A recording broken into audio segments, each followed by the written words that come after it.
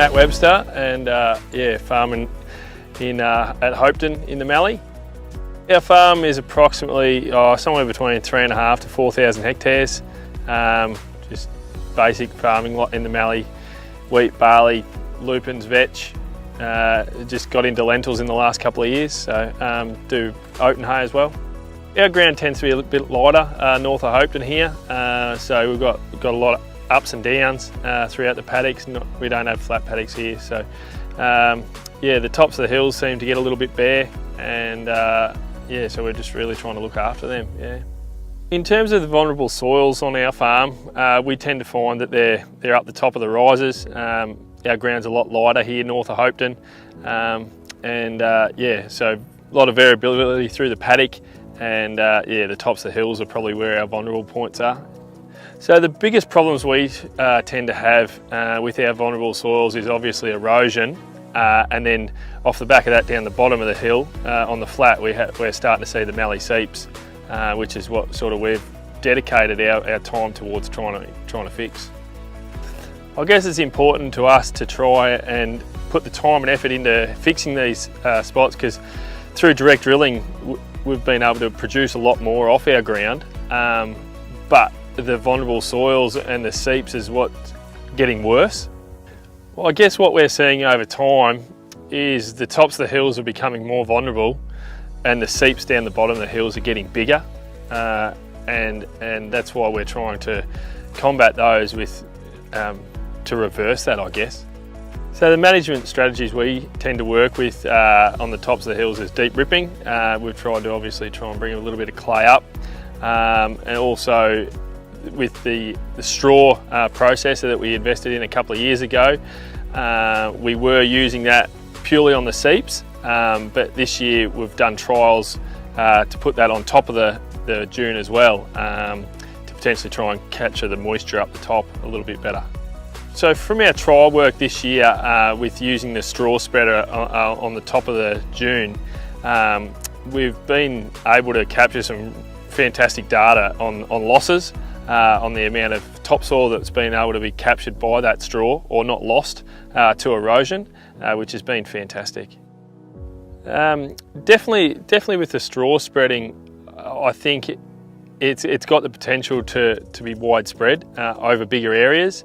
At the moment we're concentrating on the seeps, and this year with the top of the dune as well. But I guess it's got the potential, or within time, I guess it's the time constraints that really hold us back with the amount that we're able to do. In terms of the yield returns, I guess we're probably not up to that stage yet in terms of what we've been doing on our seeps. We're definitely getting a better establishment crop-wise, like where before you'd sow through the seep and nothing had come up.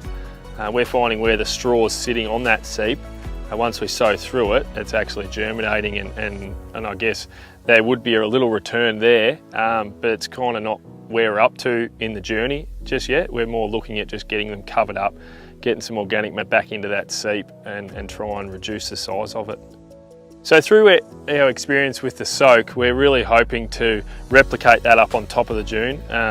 They tend not to germinate very good either, so by spreading the straw over it, we're hoping to get a better germination versus the control that's got no straw. So we're really trying to pump up the organic matter, where we use the straw, and we'll really see this year how it goes.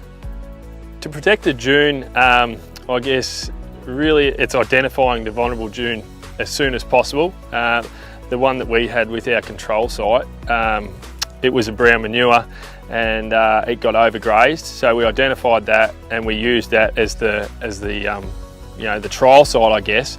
And through our data collection with the trial site, it was really important to be on the dune as soon as you could. So as soon as you identified it as being vulnerable, get the straw spread on it to save that topsoil from blowing away, and then also that protected all the organisms and all that sort of thing through the whole summer, protected that soil for the whole summer, and obviously it gives you the best chance of it breaking down before the next crop. So in terms of the strategy that we're using to cover the seeps is just getting out there, obviously between harvest and cropping whenever we can. This year it's going to be pushed very late due to all the summer spraying that we've had to do. We're hoping to get back out soon and cover them all up again. So I guess, yeah, just whenever you can get out there to get it done, as long as you can get it done, it should help. It was the erosion that we didn't want over the summer off the seeps. So the seeps tend to blow as well, so especially if the seeps had stock on them. You see that the wind blows that real salty ground into the crop, and so there's another metre blowing to the edge of the seep and getting caught in the stubble. So I guess if we can get on there straight away after harvest, get them covered up, purely just to stop that erosion over the summer and stop them getting bigger. Hopefully again draw it back in. Use the plants to draw it down. Yeah, I think on the seeps they tend to dry out and go really hard on top. We sort of talk about them as a reverse dam bank. So it's upside down and it sets that hard, the water can't get out. So we tend to find wherever the straw sits, we pull it back and the dirt is actually moist. And we think it just helps it breathe, so it just doesn't set hard. So we're finding that we're actually probably evaporating more moisture from that soak all summer rather than it just setting hard and trapping that moisture underneath. Over the next 2 to 3, 4, 5 years, we're hoping that by continually spreading the straw on the same areas, on the seeps, on the tops of the hills, they start to reproduce for us and they turn those bits of ground into non-vulnerable areas on our farm. Hopefully the seeps reduce and then we can actually wind back the amount of straw that we have to put out every year, or we can focus on another area as well. So yeah, that's what our big hope is.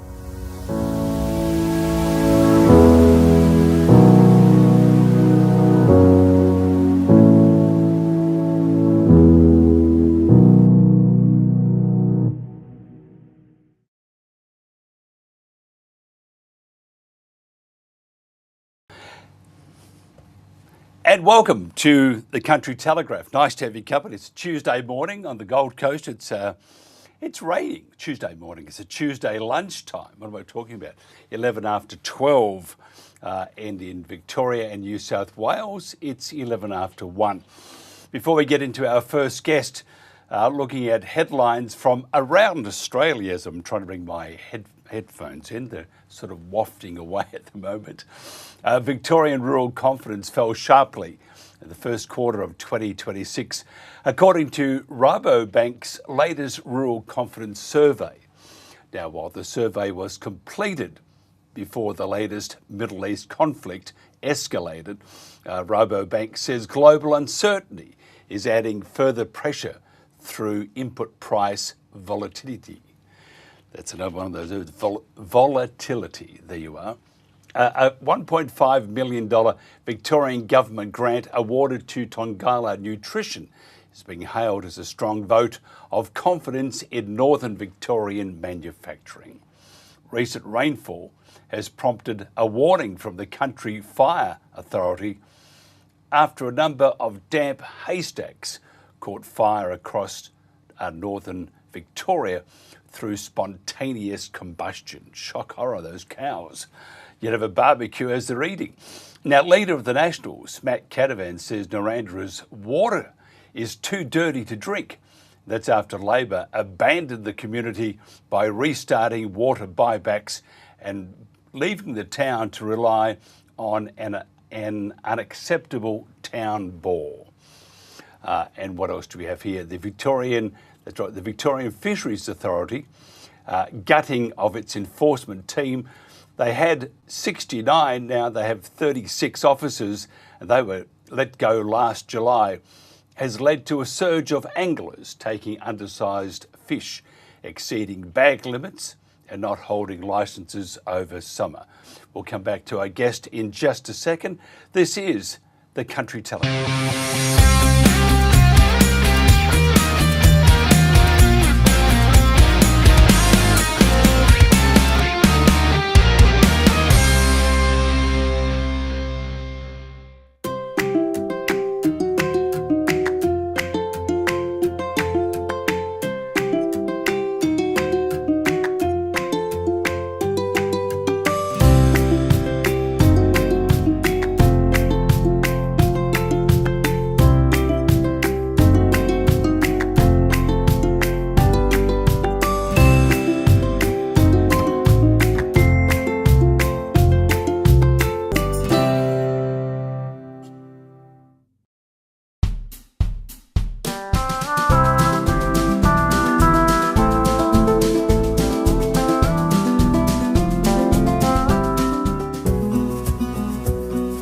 So Wild Mountain straddles a ridge that runs up to the McPherson Range, which runs east-west, and that's the New South Wales-Queensland border.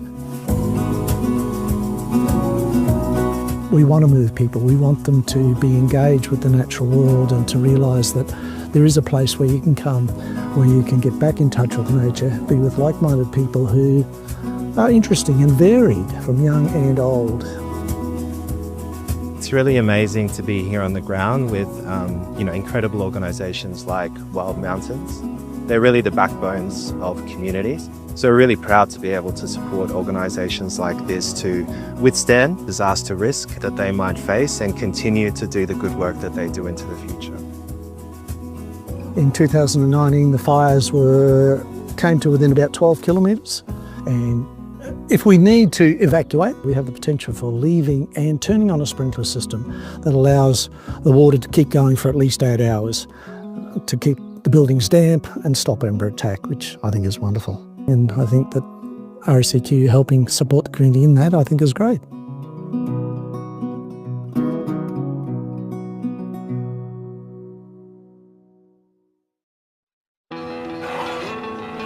Buy Australian made, and you're backing local jobs, a stronger economy, and the way we live right here.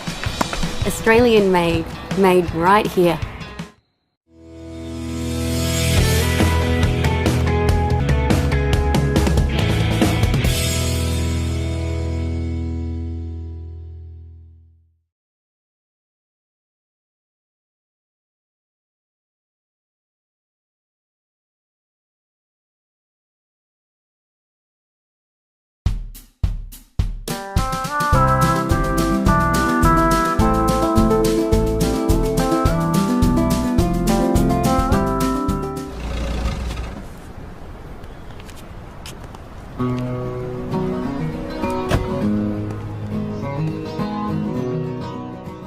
G'day, Troy Casadale here. I've been travelling around this country playing music for more years than I'd like to remember. I've spent a lot of time on stage, but I reckon I've spent more time on the roads getting to gigs. And honestly, I've seen worse behaviour on the roads than I've seen at any concert of mine, and often from people who have years of experience behind the wheel. It's probably been a while since a lot of us have really thought about our driving, so take a sec and think about what you can do to help keep yourself and others safe on the roads. Us mob are almost 3 times more likely to die in a road crash than the rest of the population. So let's change that. Drive safely. Don't get distracted by the phone or others in the car, or get hot-headed or any of that stuff. You wouldn't do inconsiderate things outside a car, so why do them in one? Don't let a car change who you are. Safer driving starts with you. What is sunburn? Sunburn is a sign that we've had too much sun. So when we get too much UV on our skin is damaged and the cells become inflamed and they become red. And that's sunburn. Sometimes it can peel, sometimes it can blister even. And it's a sign that our skin cells are damaged. And that damage in time can cause skin cancer.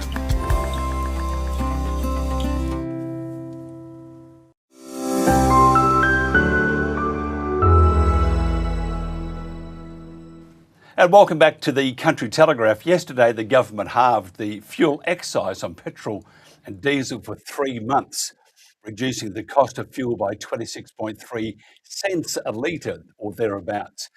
The heavy vehicle road user charge will also be reduced to zero for the same period to help truck drivers absorb the global fuel shock that was triggered by the war in Iran. Now, the measures starting on April 1, which is not an April Fool's Day joke, which is costing taxpayers $2.55 billion, are expected to reduce the price of a 65-litre tank of petrol by about $19. Now let's get an update of fuel prices in Queensland today and the short-term future. Dr. Ian Jeffries is RACQ's Principal Economic and Affordability Specialist. Ian, thanks for joining us. Oops, we haven't got there.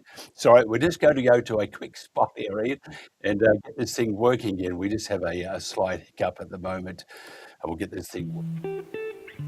I don't think I'd be where I would be or where I am now without having moved to Mount Isa. I guess if you don't get out of your bubble from wherever you live in, you don't know what else is going on around the rest of the world. The people, the opportunity, the places you can go see, the amount of adventuring you can do around here is just unlimited. There's community groups for just about everything. We've got most sports covered. It's like-minded people, all encouraging. Mount Isa is all about community. It's all about building those strong connections within each other. We went out the other weekend, we got 15, 20 people to come out for a big four-wheel drive. Everyone loved it. Like, the environment that everyone made was just good. Everyone there, everyone having a go. You've got so much time after work finishes. The sun is up. I know people who put their speedboat in after work and go skiing. You're able to spend a lot more time doing the things that you love when you're not having to commute so far to work every day. You get on with everyone, everyone knows everyone, everyone's got mates everywhere. Everyone's willing to help you out too, so you won't get that in the city.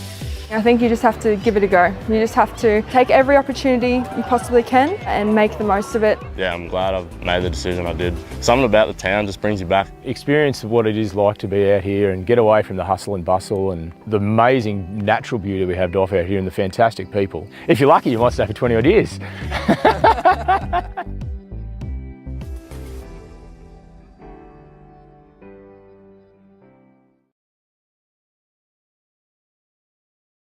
And we're back again.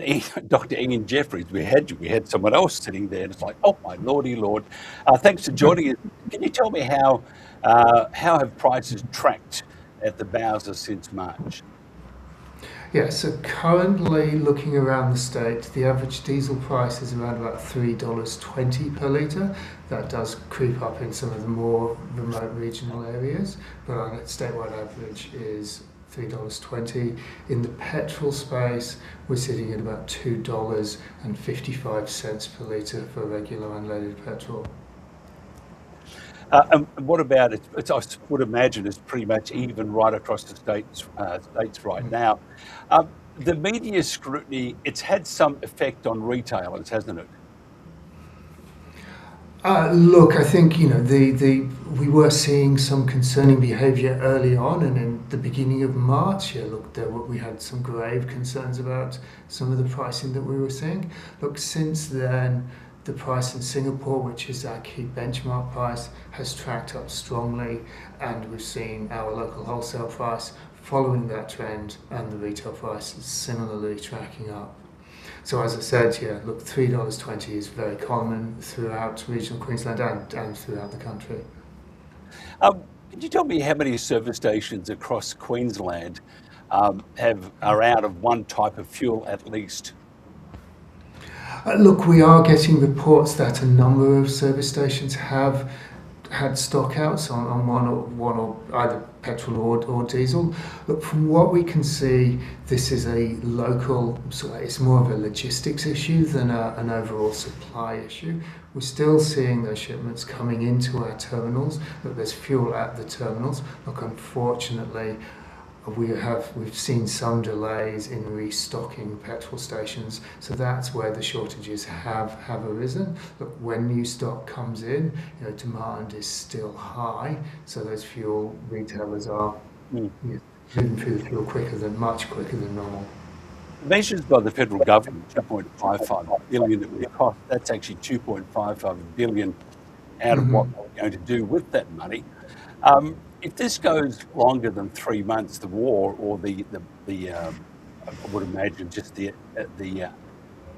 ships unable to get through the Strait of Hormuz, and even we're talking about other parts of the Red Sea being blocked because of the war. If it goes longer than say if it went for 6 months, and the government said, okay, we're going to put in another 2.55 billion. That's $5 billion. The government would be quite reluctant to do that, wouldn't they? Because that leaves a massive chunk in their armoury. But at the same time, if they don't do it, they'll look after the truckers and the transport services around Australia to get fruit and supplies and goods and services from A to B. It's a difficult decision. Which way do you think they would go? Because it could very well go longer than 3 months. Yes, look, I think this is inherently a short-term measure, and as you say, it is a big hit to the Treasury. I think longer term, we need to be thinking about how we can reduce our reliance on imported fuel. There's a lot that could be done to increase the amount of locally produced biofuels in the market. So that's renewable diesel, which could very easily be made from Australian canola oil or other oil feedstocks, and also the amount of ethanol that we put in the market. So these are longer term plays that would reduce our reliance on imported fuel. So in the passenger vehicle space, we need to be shifting to electrification, and certainly in most of our towns and cities, electric passenger cars are very well suited for that task and are powered off 100% Australian-made electricity. So moving forward, biofuels and electrification should be our strategy for reducing that reliance on imported product. This would bring some joy to motorists and those who need fuel to deliver goods and services. How do you see the playing field at the end of the month? I mean, considering it comes in April 1, because we, just looking at the industries that it's all industries that rely on goods to be delivered. So you would hope this would take maybe a day or 2 or 3 days to get but at the end of the month. Well, certainly in the next week, we should see this reduction in excise fully pass through to our wholesalers and to our retailers. When we look back to this time 4 years ago in 2022, at the beginning of Russia's invasion of Ukraine, the government at the time made a similar cut to excise, and it took a week before that was fully passed on to motorists. So, look, in this first week of April, the excise will be reduced, and we are expecting that to be passed on in full. So the browser price should be falling by about 25 to 30 cents per litre. Look, longer term, it all depends about what happens in the Middle East. So we need this conflict to be resolved peacefully as soon as possible, and then we can start to see what the state of the industry looks like and how quickly the oil industry can recover. If we do go down the path of fuel rationing, how do you think that would look? Look, I think we are a long way off rationing at the moment. I think, it is important to remember that, don't get excess fuel, really buy what you need, don't buy any more. Certainly we would be urging people, don't fill up many jerry cans full of fuel. Look, there is supply on the way, there is supply in our terminal, so we don't have a supply issue. So fuel will be available, certainly in the near term. If this conflict continues longer term, well, look, we will have to wait and see. But short term, plenty of supply. There's absolutely no need to hoard. Just take what you need. Yeah, human nature is very strange at times. It's just like COVID. There was no toilet paper, and now the Bunnings have come out against the Prime Minister and said, we do have plenty of jerry cans, whereas the Prime Minister said they've all sold out. But the point he was making was that people are panicking and are hoarding, which if you look at insurance companies have said you shouldn't do that, because if there's an explosion of some sort, your house may not be covered. So I think we need to sometimes do what the Aussies used to do a few years ago. They'd say, she'll be right, mate, and they'd go to the pub. That's probably what we need to do. We need to chill out a bit, don't we, Ian? Look, I think, it is understandable, and I think, that it is uncertain times, and I think, that feeling, that uncertainty is real, and I think that needs to be acknowledged, but, the right thing to do is, just carry on as normal, that's it. Yep, and hopefully, I see there was a bit of a surge on the EVs. I'm anti-EV, by the way, because I think in 8 years or 7 years you've got to buy a battery, and they're never cheap. So I do like those that take petrol or diesel, which we have a vehicle of each, and I think the bit of common sense and a bit of just wait and see, I think, also, because the panic does not help at all. In fact, what it does do, it makes your neighbour's life a little more miserable. Dr. Ian Jeffries, and by the way, people should always have roadside assist, but thanks to the RACQ. How's that for a plug? Ian Jeffries, thank you so much for your time. Have a great day. You're very welcome. Thank you. Thank you very much. This is the Country Telegraph.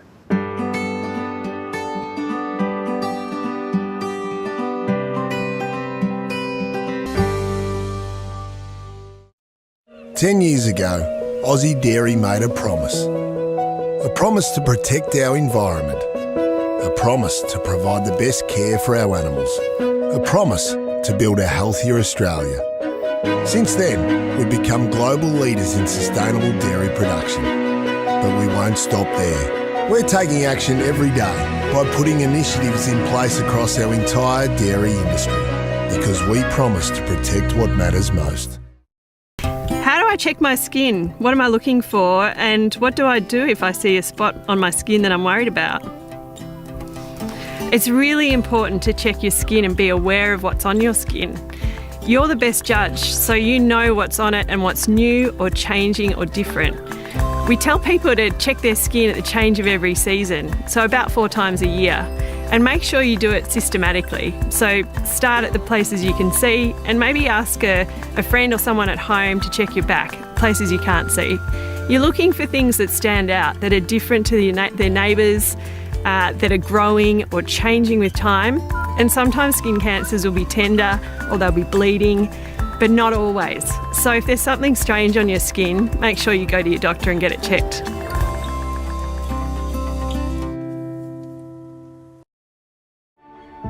No matter who you are, you'll find a place to belong here.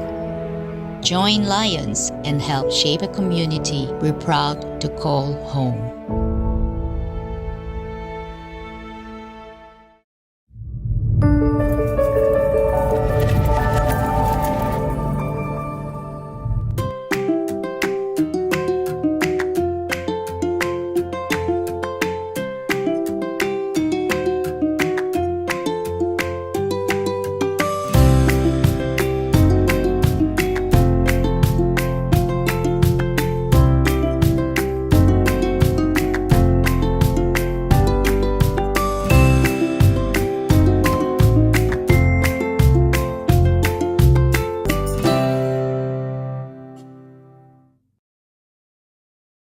And welcome back to the Country Telegraph. Elected to State Parliament in March 2025, Lachlan Hunter is the member for Central Wheatbelt and serves as the Shadow Minister for Agriculture and Food and Racing and Gaming.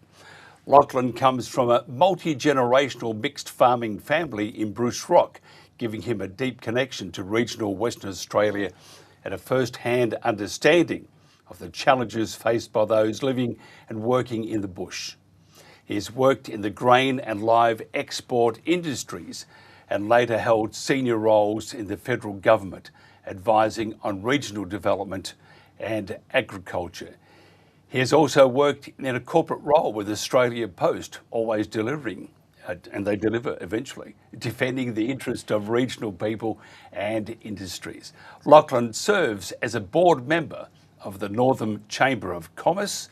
I want to welcome to a Country Telegraph, Lachlan Hunter. Lachlan, thanks for joining us. Tell me, how serious is it for your electorate? Well, good morning or good afternoon, depending on where you are in Australia, Mike. And thanks so much for having me, and well done for putting on such a great program that focuses not only on regional Australia, but on our important industry, which is agriculture. And as you know, and I've been listening to many of your presenters over the past couple of days, are having quite a challenge at the moment in what is a challenging time right across not only the Middle East, but Australia, and what that actually means for our primary industries like agriculture. I just want to play this clip, if you wouldn't mind, just for a second, and I want to get your thoughts on this and tell us how bad this really is.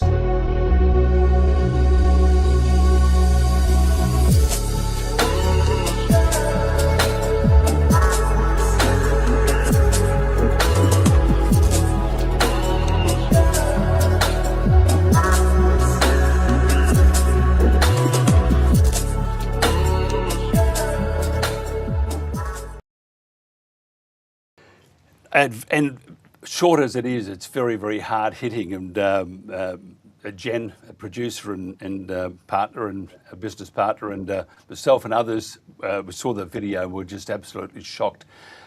It looks like desolation, and it should not be that bad. What is and what is not the state government doing in WA?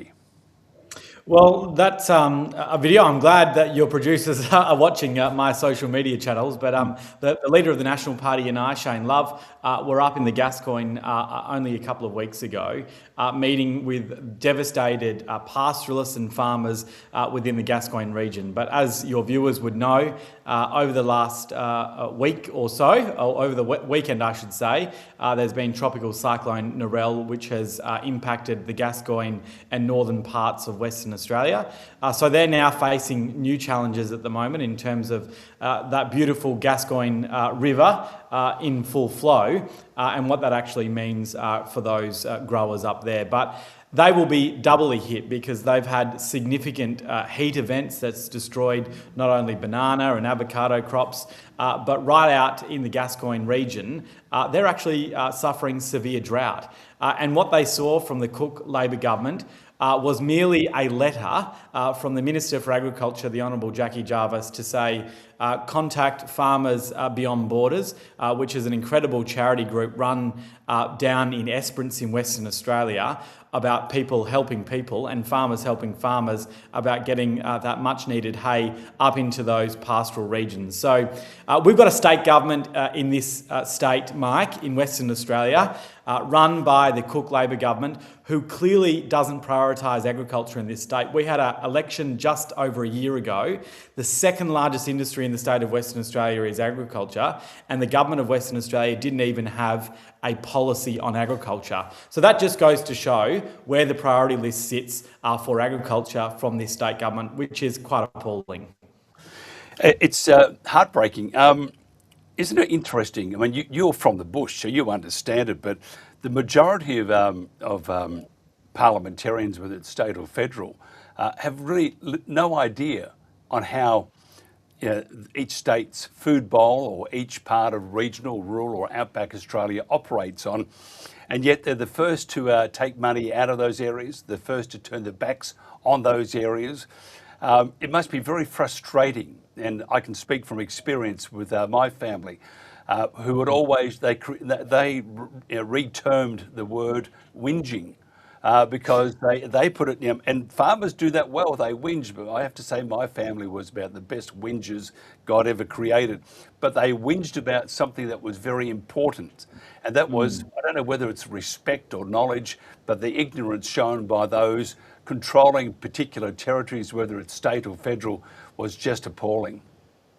Absolutely, and we've seen a real lack of understanding, particularly from Labor governments, I must say, Mike, right across the nation, but also here in Western Australia. And many of your viewers would know, and I know you're from the great state of Queensland. Western Australia and Queensland have many things in common. But we've had a federal Labor government in Canberra shut down our legitimate and viable industry that relies so much, particularly in my electorate, and that is the live sheep trade. That has provided sustainable jobs for thousands of Western Australians, let alone a clean, reliable and safe food source for those people overseas. So we've got people in decision-making powers that are making decisions on behalf of regional Australians who simply have no idea of the devastating effect. And in Western Australia, we're one of the wealthiest states in this nation, yet we've got a treasurer in Rita Saffioti and Roger Cook as the Premier building a racetrack in the middle of Perth when we've got kids in my own electorate, Mike, that can't even get on the school bus down the end of their driveway because the state government has cancelled school bus contracts right across regional Western Australia. And another thing, for those people that are listening on the coast that rely on our fishing industry, particularly in the state of Western Australia, you would have seen the shocker that came from the Cook Labor government just before Christmas. They cancelled and banned demersal fishing in the state of Western Australia. So if it is a primary industry in this state, whether that be live sheep farmers, whether that be legitimate fishermen and women who are relying on the primary industries to get ahead and produce wealth for this nation, the government is not on your side. And it just seems to be out of sight, out of mind if you're in regional Western Australia by Labor governments, both federal and state, which is a real shame. But that is why I joined the National Party, and that is why I ran for Parliament, because we are the party of farmers, we're the party of regional Australians, and we're there putting it to the government to say, don't forget about those people that live, work and invest in our regional areas. We had a couple of people calling in asking about your sling. I've just told them off air that was you wrestling a steer or two, and one was a bit stronger than you. Is that about the truth, or is there another story? I've had a buggered shoulder for a little while, and you will actually, if you had the leader of the National Party on there a couple of days ago, he also had a sling on as well. So it must be a thing from the National Party. No, but it is disgraceful, mate, because we do have 6 weeks off the state parliament because Labor have run out of ideas and they've shortened the way in which our parliament is sitting. So I had a 6-week break where I'm back out in my electorate and it was time for me to actually go and get the sling on. But I wish it was a better war story than wrangling a steer or a rowdy ram. But maybe it was that I hip and shouldered a few Labor Party members of Parliament that got me into this state. But it always sounds good. Yeah, I did that. I was wrestling a steer and it got hold of me. But really, the thing was that you and Shane Love had a Indian arm wrestle in the pub, and you both hurt your shoulders because normally, well, you've lost that muscle, haven't you? Because you're now in Parliament and now you're just got the pen out and the typewriter out and stuff. Yeah, look, no, you're doing a great job, and I think we need more like you. And how do you see the landscape, not just for WA but for all of Australia? If this continues in the Middle East and you have trouble getting fertiliser, there's always going to be a fuel problem. The cost will go up because they can't reduce it back to what it used to be like. There will always be supply issues. And I was reading in one of the newspapers today that they have a date. They expect that all supplies will stop. Where do you see Australia being? Because you pop down to the supermarket and there's nothing there. Where do you see that will be in 12 months? Well, it's a really interesting question, and we've seen over the past 4 odd weeks now that this conflict has been going on in the Middle East, the real disastrous effects that the fuel shortage issue is having, particularly in regional Western Australia. And I know many of your listeners would know, Mike, that Anzac Day is usually D-Day, but as I said, we actually had a significant rain event over the weekend with Tropical Cyclone Narelle. So particularly for my electorate in the broadacre agricultural sector, people are actually looking at getting out there and putting in the next crop. Western Australia had the largest grain crop ever last year, ever recorded, 27 million tonnes. Wow. So if we want to actually increase that level of tonnage in Western Australia come this year, we need diesel on farms. And it was disgraceful to see the Premier of Western Australia just say that he's written a letter to the fuel companies, he's created a talk fest in Perth about how we're actually going to deliver it. But the live reality of people in my electorate and many people across regional Australia is that they don't have the diesel that they need. You know, this is not about mum and dad filling up the jerry can to mow their lawn on the weekend in their prestigious suburb. This is about farmers putting tens of thousands of litres of diesel on farm to put in the next crop for not only Australia, but for the nation as well. So this is a significant issue, and this actually goes to show, and as a Member of Parliament, I think it's our responsibility. How did we get to this place in the first place? We've had a war in the Middle East only 4 weeks ago, and we're seeing the level of fuel being absolutely starved in regional Australia.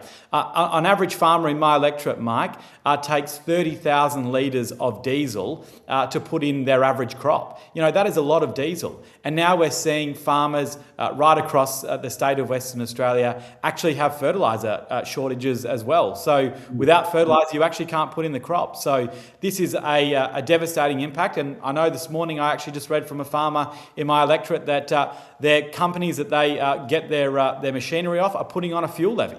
So this is going to have a downward effect on consumers, on people that are actually going to the supermarket right across this country when they see their price of milk, the price of their everyday groceries going through the roof.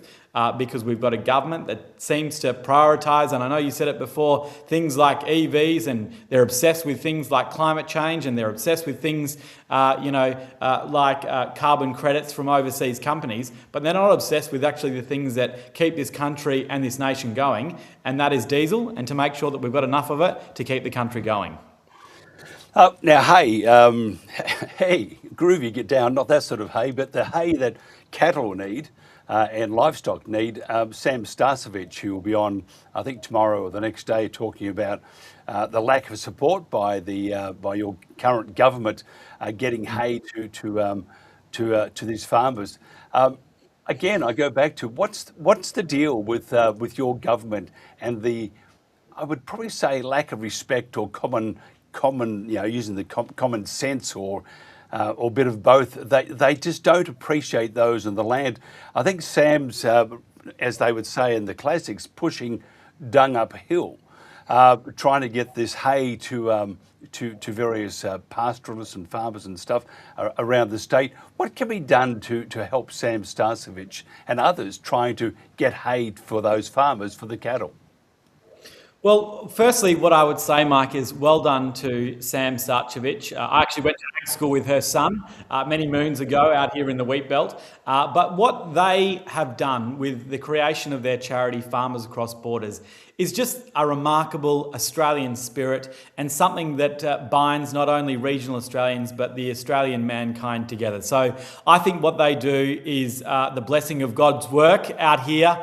They are just remarkable people, and they set that charity up in 2014, helped many farmers in your state of Queensland, helped many farmers right across South Australia, but they're asking for a very simple request from their own state government. And, state governments like the Malinaskis government in South Australia have provided very simple support for those charities like Farmers Across Borders, who are delivering hay to drought-stricken pastoralists, drought-stricken farmers. They're asking for a very simple request, Mike, and that is for the government of Western Australia to provide a fuel subsidy, to provide a per cents of kilometre subsidy for those people who are using their own time with donated hay to actually get to those drought-stricken farmers. That is a modest and a very cheap, in the whole scheme of things, request from the state government of Western Australia. And what we've seen from Jackie Jarvis and Roger Cook here in Western Australia is stiff luck.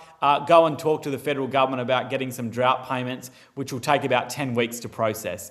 This is a government which sees out of sight, out of mind in regional Western Australia, and at the end of the day, regional Western Australians and farmers are paying the price.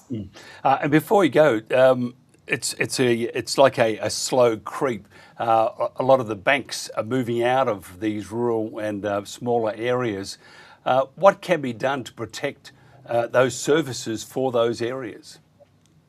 Yeah, and as you said in your introduction, Mike, before I got elected to the state parliament, I had the honour of working for Australia Post, a great Australian institution. I know sometimes takes a little while to get some places, but there would be remiss of me not to say that the former coalition government federally actually put in some place with these big banks, particularly leaving off regional towns, bank at post. And a lot of people in our regional areas rely on their post office, rely on bank at post to actually deliver basic banking services in regional Western Australia. But my line to these big corporates is that they're happy to take the dividends of agriculture and the growing industries in which our regional communities represent. That's mining, that's agriculture, and that's fishing. They're happy to take the big loans and the big deposits off those communities. But when it comes to putting in the door front or the shop front in those regional towns to actually maintain those regional towns, these companies go missing in action. So the government really need to come down like a ton of bricks on these mob. They need to make sure that they're partnering with the likes of Australia Post through Bank at Post to actually deliver some of these services, which so many of my communities absolutely rely on.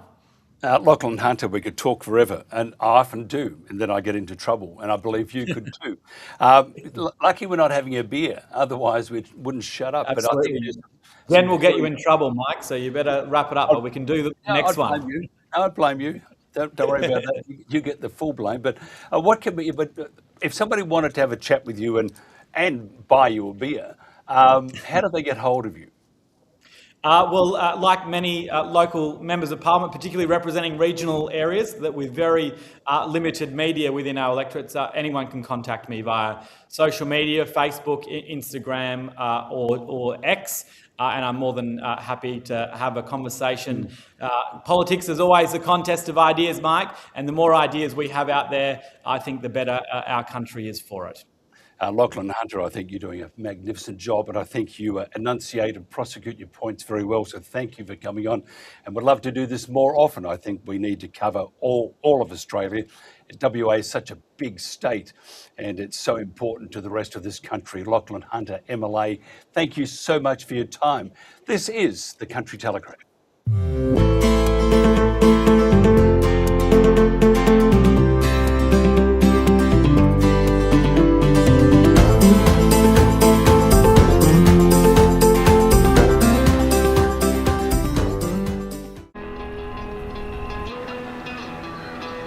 Australian made means made right here in Australia.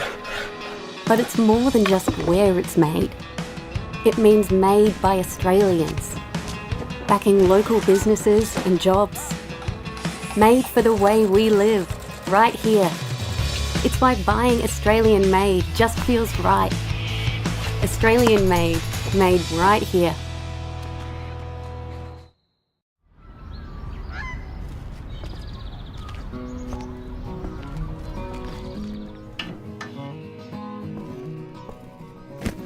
Hi, I'm Scotty Prince, former NRL player for 16 years. I hadn't been playing for the Broncos very long when I lost my dad in a car accident. It was only a couple of weeks after my 21st birthday, and it was pretty difficult. I think about my dad every single day. None of us think it can happen to us, but you just never know. You might think you're a safe driver, but no matter how experienced you are, it's important to think about what you can do to keep yourself and others safe on the road. Sometimes being behind the wheel can bring out the worst in us, and we get angry and impatient and do stupid things. But don't let a car change who you are. Safer driving starts with you.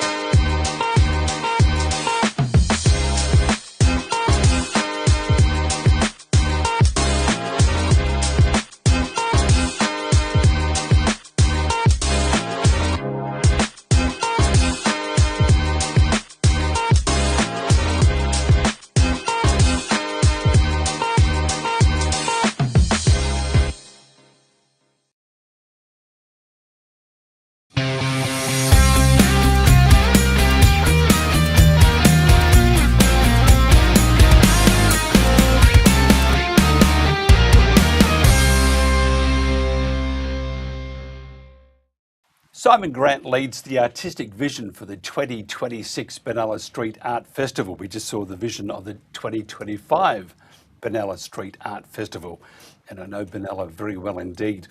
Simon is a curator and creative strategist, and since 2008 has transformed public spaces into vibrant cultural landmarks, bridging artists, bands and community while helping shape major public art initiatives across the country.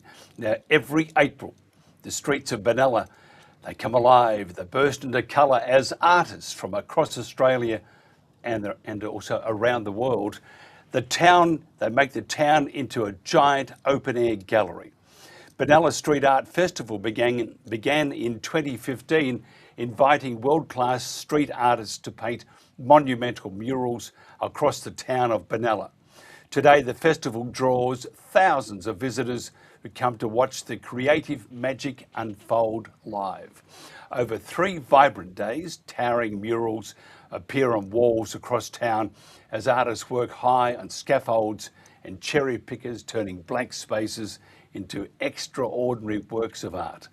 Now, beyond the murals, the festival features guided art walks, exhibitions, cinema, talks, workshops, and live music and atmosphere. First of all, got a welcome to the Country Telegraph, Simon Grant. Simon, that was a long intro, but I have to tell you, it does, words don't do it justice. It's one of the premier events in Victoria, and I can't believe that Benalla, because I know Benalla quite well. I used to work in Shepparton at a radio station there years ago, prior to electricity, and it's an amazing job that you've done, your team has done. Tell us about this year's event. Yeah, thanks so much for having us. Well, look, I'm excited to be a part of the ever-growing festival, which is, like you mentioned, started in 2015. So, look, this year we've got a pretty amazing sort of a lineup plan. So lots of artists from around the country, and now this year the world. We'll be inviting into Benalla to create some work. So we've got a broad program plan this year. So in previous years, people would have been used to obviously coming and seeing the murals, which is definitely a showstopper. But this year as well, we've tried to expand things out a little bit as well to include things like artist talks. We were lucky enough to work and include an artist like Roan, who people might know from some of the activations that he's done in and around Melbourne over the last sort of 5 or 10 years. Callum Preston, who did the Videoland and the Milk Bar pop-ups, which also people might be familiar with. So yeah, really trying to kind of expand that offering as well, so it's we can really get the festival off the wall. Yeah, it's absolutely brilliant. Can you just tell me about the murals and the amount of work that goes into these, and do they hang around? Do they stay up forever, or do you get the magic paint out and get rid of it again?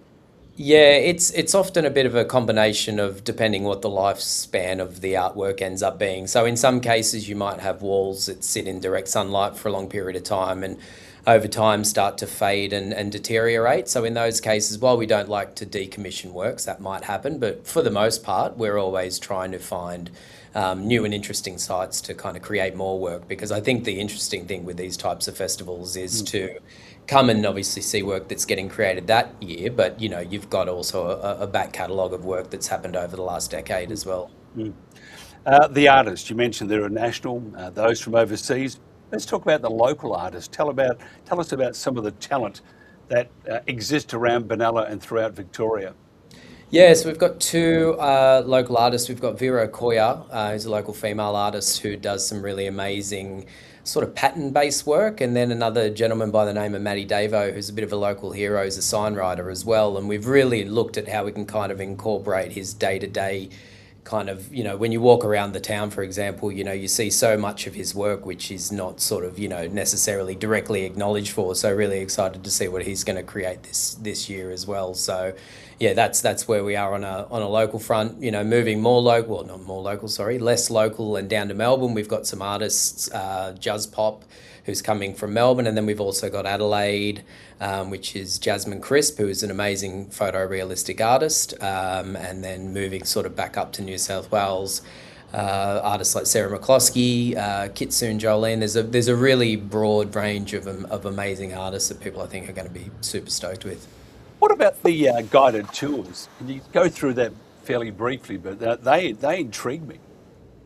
Yeah, so run by local people on ground who can obviously give you a pretty deep insight into the artworks, but I think what's probably more interesting is, well, I shouldn't say more interesting, but I think as interesting is if you're not from Benalla, is to also come and understand, you know, what's happening local and who these people are, what the businesses are, what it has to offer. And obviously as somebody that's come from outside of the area and is now sort of, you know, doing a significant project in Benalla, that's been the biggest part for me, is kind of meeting local people and actually understanding how the town works. And yeah, that's been as much of a sort of an eye-opener for me, and getting those local connections, which has been great. Look, because you're from New South and you probably need to follow an AFL side, and I probably, because otherwise they won't talk to you, you've got to say, because everybody in Victoria, by the way, follows St Kilda. All right, so that's your side from now on, St Kilda, okay? Well, I hate to say it, but I'm already a Carlton supporter, but that's because I'm a fan of the logo. But the best I can do is a Melbourne Storm NRL supporter, so that's the best you're getting. Mate, you're losing the. I'm taking all those ticks out of the boxes at the moment. Carlton. Oh my lordy lord! Just like the logo, can't help it. That's right, and they have a great logo, just haven't got a great side. Let's talk about something a bit nicer: the food stalls. Yeah, so a ton of local vendors are going to be available with their cuisine available for the festival as well. I think we've got some out of town stuff coming in as well. So there'll be lots to eat, lots to drink, lots to see, lots to do, lots for the kids to do as well, which I think is a really good and sort of extra inclusion this year, is that the kids are very, very well catered for. So yeah, bring your family, bring your friends, come and get amongst it. Important, aren't they? These festivals, now, whether it's a field day or a festival like this, it's very important for the community, isn't it? Yeah, absolutely. I mean, look, at the end of the day, with a lot of the work that we've done in the past, you know, these kinds of festivals are really the gift that keep on giving as well, because you find long after the scissor lifts are down and the artists have moved on, is that the works then live in the community long term. And there's a real sort of great sense of accomplishment to see the local ownership that happens with the works as well, and people become, you know, very attached for different reasons as well. It can be, you know, I mean, I've had a big, deep conversation on a previous festival where a couple had their wedding photos taken in front of this painting and it was being decommissioned, and that was as much a counselling project between me and them as it was for, you know, sort of with us and the artists as well. So the attachment and, you know, the kind of residual improvements and connections that follow after the festival are, yeah, really something else as well. What about the sponsors? We can't forget those, because you need that money to make things work. Tell us about your sponsors and how important they are also for these events. Yeah, look, absolutely. We wouldn't be able to do projects like this without the sponsors. So obviously we've got, you know, Create Victoria, we've got AB Group, who are providing all of our scissor lifts. We've got Dulux, who, you know, household name, MTN when it comes to our aerosol sprays as well. And we've also got, you're putting me right on the spot here now, we've also got a electricity, I just don't want to mess the name up, European Electrical, goodness. Nice. But they're all important. So, I mean, all absolutely important. Yes. Yep. And it should be a great event. If somebody wants to find out what's on, where it's at, you know, the food stalls and all that sort of stuff, where do they go to find that? What's the online portal? Yeah, so you can grab all the information. Programs are online now. Everything that will be on offer is available via the website, benallastreetartfestival.com.au. So jump on there. Social media is also a big one as well. So if you can follow the festival, updates will be happening there live as well. So yeah, get amongst it. We hope to see a big crew down there. And I'm sure the locals of Benalla will educate you that not to follow Carlton. It's a terrible. I'm happy to jump ship on the AFL, but not the NRL. Jesus, you drive a hard bargain. Simon Grant, what a great job you're doing, and I think it's important for all communities. The Benalla community is great, not far from Shepparton and the Goulburn Valley, an important part of Victoria. And long live these events, that's what I think too. I think they are very, very important. Simon Grant, thank you so much for your time. And let's do this again just prior to it, and we can do some updates and find out exactly what is happening and maybe have some more news if you're available. Absolutely. Thanks so much for having me. Thank you. This is the Country Telegraph. That was Simon Gray.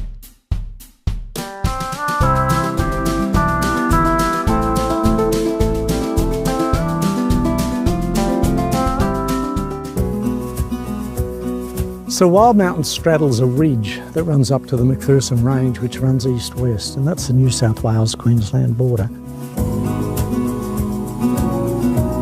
We want to move people. We want them to be engaged with the natural world and to realise that there is a place where you can come, where you can get back in touch with nature, be with like-minded people who are interesting and varied, from young and old. It's really amazing to be here on the ground with incredible organisations like Wild Mountains. They're really the backbones of communities. So we're really proud to be able to support organisations like this to withstand disaster risk that they might face and continue to do the good work that they do into the future. In 2019, the fires came to within about 12 kilometres, and if we need to evacuate, we have the potential for leaving and turning on a sprinkler system that allows the water to keep going for at least 8 hours to keep the buildings damp and stop ember attack, which I think is wonderful. And I think that RACQ helping support the community in that, I think is great.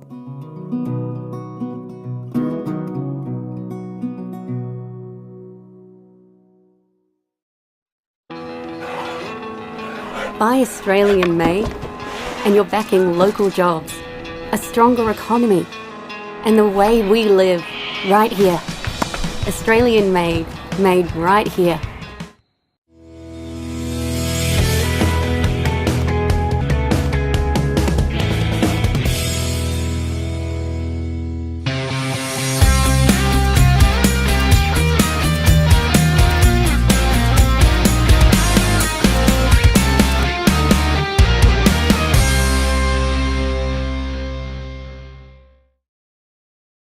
Victorian rural confidence fell sharply in the first quarter of 2026. Hang on, we got the wrong one there. That's just what I need.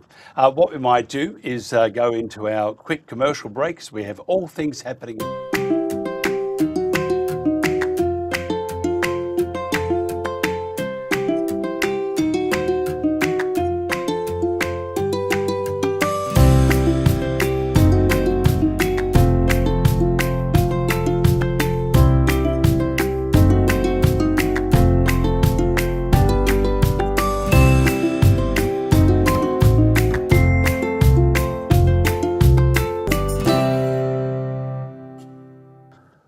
It's all happening. By the way, the background behind me, maybe I should head there, is Alice Springs, great part of Australia. Now, an industry in the crossfire at the moment is the transport industry, in particular livestock and rural transporters. Anthony Boyle is the Executive Director of Australian Livestock and Rural Transporters Association, that's ALRTA. He represents at least 700 rural trucking businesses across the country with a fleet exposure to 10,000 vehicles on the road. Now, his organisation supports a movement of Australia's $100 billion agricultural industry, moving everything from paddock to plate or port. He was previously in industry operating his own livestock transport businesses in Western Victoria for 30 years. And that was running 20 livestock trucks. Now, ALRTA is the dedicated voice for the hard-working road transport companies across Australia. It was established in 1985. They advocate for the diverse needs and interest of their members, ensuring the safe and sustainable growth of not only the livestock transport sector, but the entire rural transport industry. From livestock to essential goods, their members keep Australia moving. It's a federation of 6 state associations creating a strong, unified voice for their industry. First of all, Anthony, thanks for joining us. Yeah, good afternoon, Mike. How you going, mate? Very well, thanks, mate. Tell us about the how serious. I mean, because we have politicians are trying to keep the lid on it and trying to keep their jobs because there wasn't a whole lot of thought process that goes into, oh, let's not worry about fuel, we'll be all right, but we'll bring it in from the States for their emergency supplies and all that sort of stuff. So it's let Australia down. You guys, you need that fuel, otherwise Australia stops, doesn't it? That's right. And look, that's the problem. We don't know what the fuel crisis is, essentially. We know we've got a distribution problem within the rural part of Australia at the moment. Like, distant areas take longer to get fuel to. You can get it from a terminal in Brisbane to an outer suburb or down to the Gold Coast within an hour, hour and a half. You can't get it at Longreach in 5 minutes. And if there's a toilet paper issue like we're seeing now, we're seeing farmers who, they're coming into their planting season, some harvest season in particular around the summer crops and that sort of stuff. So the people who actually produce the commodities that we transport are in a situation where they're needing to underpin their next 12 months of business and things like that. So they're chasing fuel.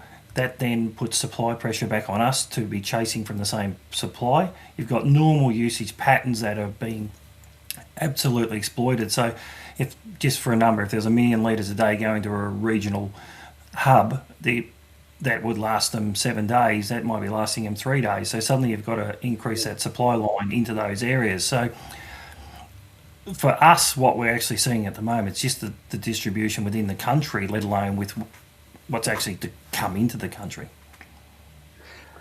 How are your members? How are the truckies taking all this? Because, I mean, they're under the spotlight, not their fault.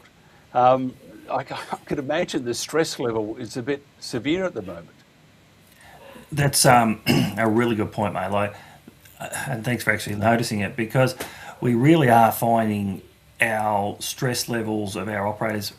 You got to look at supply is one issue. You've got a driver ringing up saying, I can't get fuel. Then you've also got a situation where the cost of that fuel has doubled overnight. Managing credit limits. A $200,000 credit limit once was enough to operate under, where now it's not. So where do you get the cash flow to still buy fuel if you can get it? And which, you know, there is a challenge, but we're still getting it. But how do you suddenly double the cost of your major input? Like, fuel is about 1/3 of our whole operating costs in a business. That's now just jumped to 50% of our full operating costs overnight.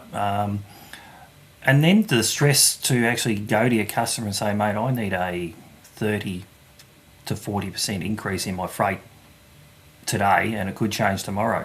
How do you run a relationship with your clients? That sort of thing.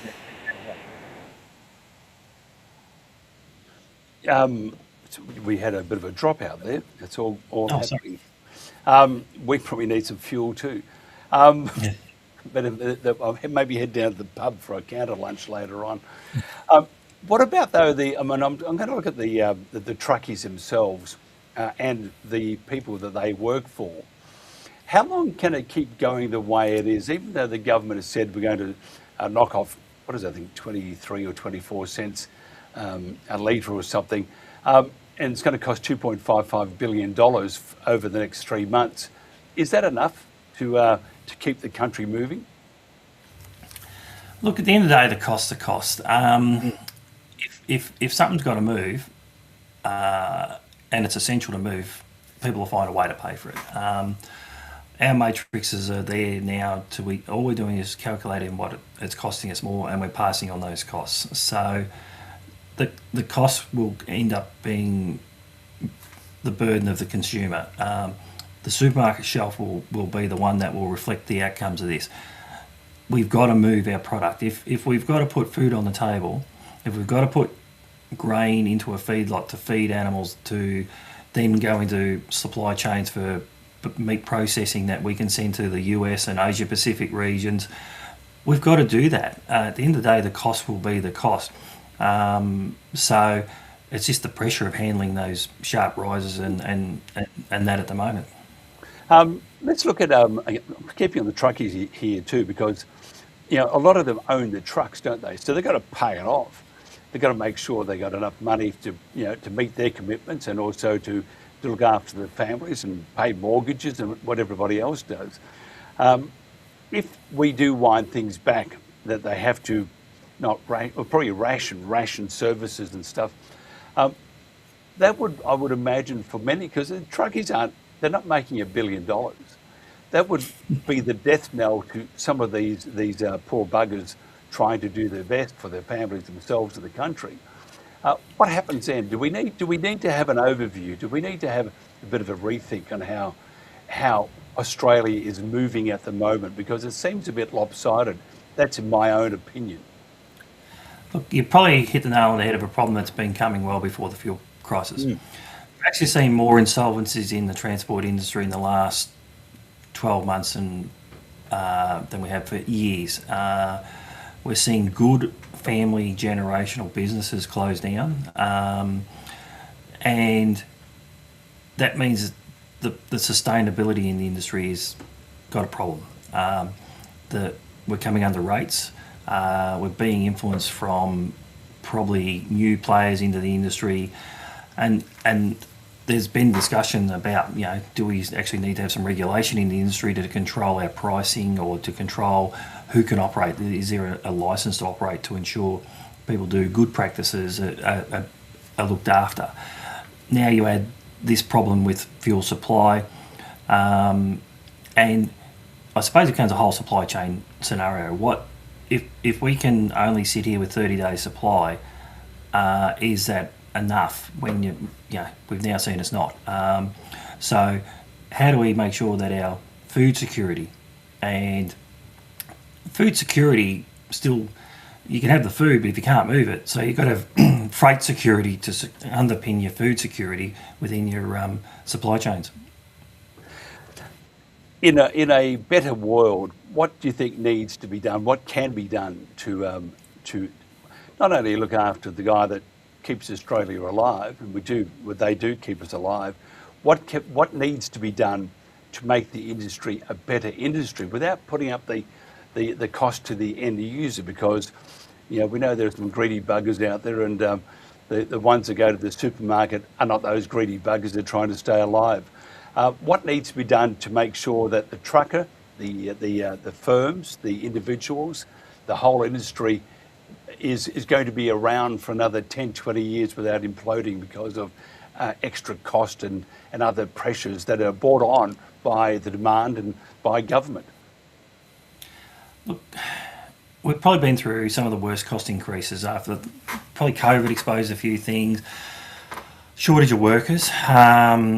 Like we've nearly doubled our wages in the last 5-6 years. So that's just simply we've had to come to a market where we've got to compete with mining industry and things like that. So unfortunately, again, the consumer's going to cop that. But if we could get some more support for better training, encouraging small businesses to invest in training, and regulation in our industry, there's a lot of regulatory control for, I know we need to have safe vehicles on the road, and if you don't have regulation, how do you maintain that? But there's a huge amount of it, and it's very complicated. The process to access those permits to get on a road, you've got to get a permit to go on a certain road. Like those sorts of things cost businesses, and things like payroll tax for businesses and things like that. It doesn't matter. The more you actually invest in business and the more you try and give someone a job, the more tax you seem to have to pay. Yeah, government loves. They put their hand out, but they're not terribly keen in putting it back in unless they have to. Look at Victoria. It's amazing what they're doing at the moment. You would think there's an election coming up. What about the animals, the livestock? Because again, the truck industry is the industry that transports animals from A to B. What happens there? Look, and that's our priority. That's always our priority. It's amazing when you look at a livestock driver to maybe a general commodity driver. It's all about the welfare of the animals. People who cart livestock actually do it because they love the animals. They love working with them. drafting cattle, or if you're a sheep and lamb carter working with sheepdogs and carting lambs, and when you get to your destination and you've delivered them, they all walk off the truck in the same condition you put them on. There's a huge sense of satisfaction, and to see the receiver happy with the condition of the stock when they walk off and all that. So it's a very rewarding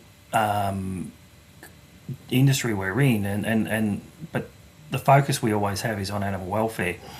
And I suppose there's things like this whole social licence sort of scenario that we're facing now we've seen the live sheep ban in Western Australia.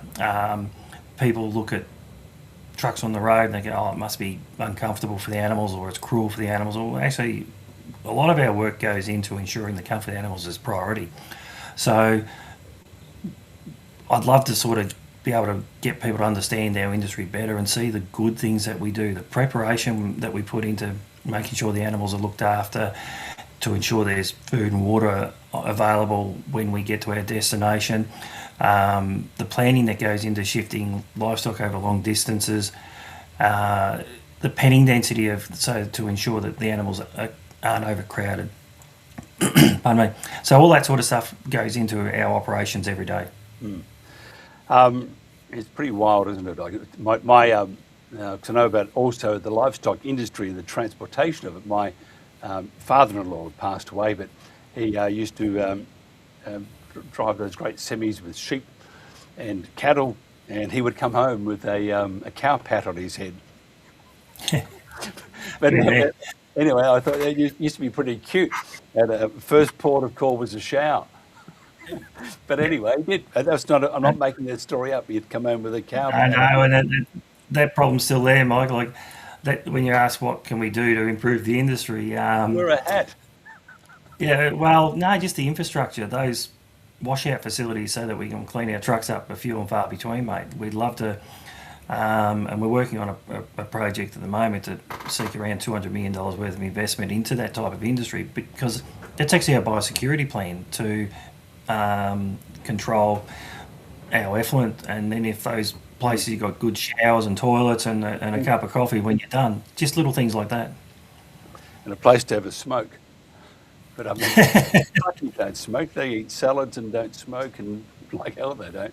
That's right. Look, I think they are. They are the backbone of the country. Anybody says otherwise needs to hop on the next boat out of here. If somebody wants to find out more about how they can, just help, have a chat to you about the Australian Livestock and Rural Transporters Association, how do they do that? Look, obviously everyone's got socials, so you can get on board with our socials, get in touch with us there. There's a newsletter that we put out every week. If you want to subscribe to that on our website, that'd be great. The more exposure we get to that, that's a great way of keeping in touch. And there's obviously emails and phone contacts that they can do there. But and look, probably just next time you see a livestock vehicle or a truck coming with bulk grains carting our export commodities or putting food on the table, think of it as an essential service. Don't think it's a dirty big truck on the road, and don't be intimidated. Be thankful that they are still there, because we're still keeping the economy going. Think of the poor operators who have suddenly got a 30-40% increase in their costs to operate their business, and how they're managing, and they're still doing it. And then they'll turn around and sponsor the local footy club and the cricket clubs and the Gymkhana events and all those sort of local community events at the end of the time, and be part of the communities as well. So we're just mum and dad business operators like everyone else. We're part of communities, and if everyone just wave at a truckie next time. And if you're those doing long trips, which I've done many, because having lived in the bush, nothing better than a truckie in front of you, because he tells you when you can pass and when it's safe. So it's always good. Nothing worse than those bloody caravans. You would have seen a few of those. Oh, let's pass this truck. What? There's a corner. Did you ever have a heart attack over those sort of things?